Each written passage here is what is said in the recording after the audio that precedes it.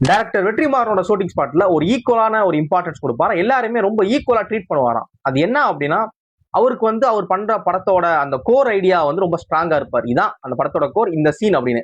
ஆனா அதை எப்படி சீனை ஸ்டார்ட் பண்ணி எப்படி எண்ட் பண்ணலாம் அப்படிங்கிற ஐடியாலாம் அவருக்கு பெருசா இருக்காதான்.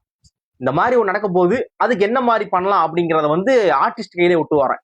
அவங்க அவங்க ஒரு நல்ல ஐடியா கொடுத்தாங்கன்னா அதை வந்து ரொம்ப கேஷுவலா எந்தவித தான் இருக்கிற ஸ்டாண்ட்ல வந்து ஸ்டபான அப்படிலாம் இருக்காம அவங்களோட ஐடியாவுமே மதிச்சு நடந்துக்கு வரான். அது என்ன அப்படின்னா, வடசென்னை படத்துல வந்து அந்த ராஜன் கதாபாத்திரத்தை கொலை பண்ற மாதிரியான காட்சி இருக்குல்ல அந்த ஹோட்டலை வச்சு.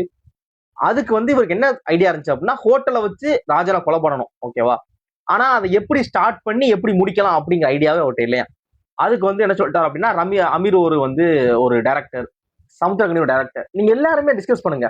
சமுத்திரகனி, அமீர், இவரு ஜாவா பழனி அந்த கதாபாத்திரம், கிஷோர், அவர் டேனியல் பாலாஜி, எல்லாருமே டிஸ்கஸ் பண்ணுங்க எப்படி ஸ்டார்ட் பண்ணி எப்படி எண்ட் பண்ணலாம் அப்படின்னு சொல்லி அந்த ஆர்டிஸ்டோட உட்காந்து பேசி அந்த ஹோட்டல் வச்சு அந்த சீன் எழுதுறாங்களாம். அந்த ஹோட்டல் வச்சு சீன் எழுதுறாங்க, இப்படி இப்படி பண்ணலாம், இப்படி இப்படி ஆரம்பிக்கலாம், இப்படி இப்படி அதை முடிக்கலாம் அப்படின்னு.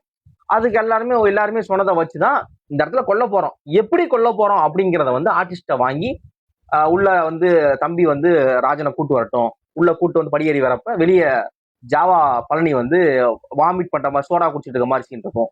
உள்ள வந்து ஒரு சமுத்திரக்கனியும் கிஷோரும் உட்காந்து அந்த இதுல உட்காந்துருக்க மாதிரி, கீழே அருவா இருக்கிற மாதிரி. அதுக்கப்புறம் கொலை பண்ண வேணான்னு முடிவு பண்றப்ப திரும்ப அருவா அவர் கண்ணில் பட்டு ரைட்டு கொண்டுலாம் கொலை பண்ண வேணாம் முடிவு எடுத்துருவாங்க. திரும்ப வேற வழி இல்ல, கொண்டுருவோம், அவருக்கு தெரிஞ்சு போச்சு அப்படிங்கிறனால கொள்றாங்களா. இது எல்லாமே அவங்களா வெற்றிமாறனோட ஐடியா மட்டும் கிடையாது, அவங்க எல்லாருக்கான ஐடியா இன்புட் கொடுக்க போய் தான் அவரு பண்ணி முடிச்சாராம். சீன் வந்து ஷூட் பண்ணி முடிக்கிறது காலங்காத்தா 4 மணி ஆயிடுச்சு, விடிய காலம் 4 மணி ஆயிடுச்சு. அப்புறம் இன்னொன்னு என்ன அப்படின்னா, அசுரன் படத்துல வந்து ஒரு சீன் வந்து ஷூட் பண்றாங்களாம். அது வந்து வெற்றிமாறன் தான் இப்படிதான் ஷூட் பண்ண போறோம் அப்படிங்கறதுல ஓகே அப்படின்னு சொல்லி ஷூட் பண்ண போறாங்க. அங்க இன்டர்ன்ஷிப்புக்கு வந்து ஒரு சின்ன சின்ன பையங்க வந்திருந்தாங்களாம். ரொம்ப சின்ன பையன் இன்டர்ன்ஷிப் வந்த பையங்க வந்து ரொம்ப கம்மியான ஏஜ் வச்சுக்கோங்களேன். அந்த டைம்ல கென் கருணாஸ் அவங்க அந்த பையனோட ஏஜ் வரைக்கும் தான் இருந்துச்சான். அந்த பையன் வந்து ஒரு இன்புட் கொடுத்தானா, சார் இந்த இப்படிதானே சார் பண்ணணும் அப்படிங்கிற மாதிரி கொஸ்டின் பண்ணானா. கொஸ்டின் பண்ணோட எல்லாரும் ஆச்சரியம் பார்த்தாங்களே, வெற்றிமாறன் ஒன்னு இது பண்ணிட்டு இருக்காரு, அந்த பையன் வந்து சார் இப்படிதானே சார் இருக்கணும் அப்படிங்கிற மாதிரி ரைஸ் பண்ணிட்டானா கொஸ்டின். எல்லாரும் பார்த்த உடனே அந்த பையன் அமைதியாக்கலாம். சும்மா சொல்லுப்பா, என்னப்பா சொல்லு அப்படின்னாரா வெற்றிமாறன்.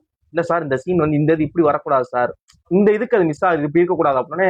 ஆமாண்ணா கரெக்ட்னா கரெக்ட் அப்படின்ட்டு அந்த பையனை இது பண்ணி அந்த பையனை அப்படியே இது பண்ண வைங்க, இந்த சீனை இன்னும் டெவலப் பண்ணி அந்த பையன் ஓகே அப்படின்னா அதுக்கு அடுத்து நம்ம இன் பண்ணிக்கலாம் அப்படிங்கிற மாதிரி இது பண்ணாராம். இது வந்து எத்தனை செட்ல நடக்கும் அப்படிங்கிறத வந்து கென் கருணாஸ் அவங்க சொல்றாங்க. இந்த மாதிரிலாம் ஸ்பேஸ் கொடுப்பாரு அப்படின்னு சொல்லி. இந்த ஒரு இது உங்களுக்கு இது மாதிரி தெரியுமா தெரியாதா அப்படிங்கிறத சொல்லுங்க. Thanks for